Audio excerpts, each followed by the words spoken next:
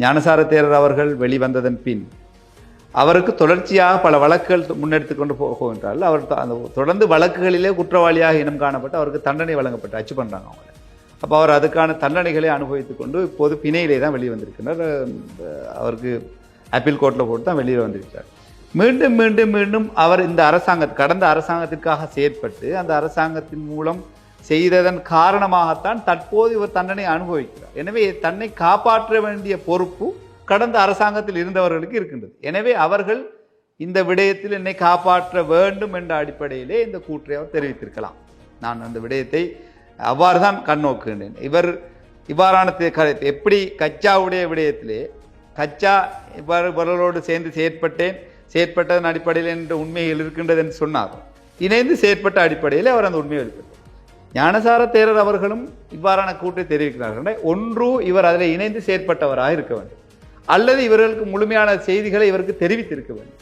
இல்லாமல் இவருக்கு அவருக்கு இந்த விடயம் குறித்து தெரிவதற்கு வாய்ப்பில்லை. நான் இந்த விடயத்தை வெளிப்படுத்துவேன் எனக்கு தெரியும் என்று சொன்னால் முதலாவது குற்றவாளி ஆகிறார் அவர்.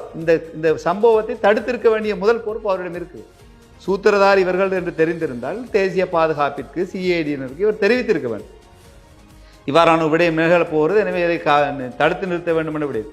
தடுத்து நிறுத்தாத ஒரு குற்றச்சாட்டுக்கு இவர்கள் இவ்வாறான இந்த கூற்றின் அடிப்படையில் அவர் அந்த குற்றச்சாட்டுக்குள் செல்கின்றார். ஆனால் இவர் இந்த விடயத்தை தெரிவித்தது தனக்கு தொடர்ந்தும் இன்னல்கள் வந்து கொண்டிருக்கின்றது, என்னை காத்துக்கொள்வதற்கு கடந்த அரசாங்கம் உங்களுக்காக நான் செயற்பட்டேன், உங்களுக்கு அந்த பொறுப்பு இருக்கிறது, இந்த விடயத்தில் நீங்கள் தலையிடுங்கள் என்ற விடயத்தை சொல்லாமல் சொல்கின்றதாகத்தான் நான் பார்க்கின்றேன்.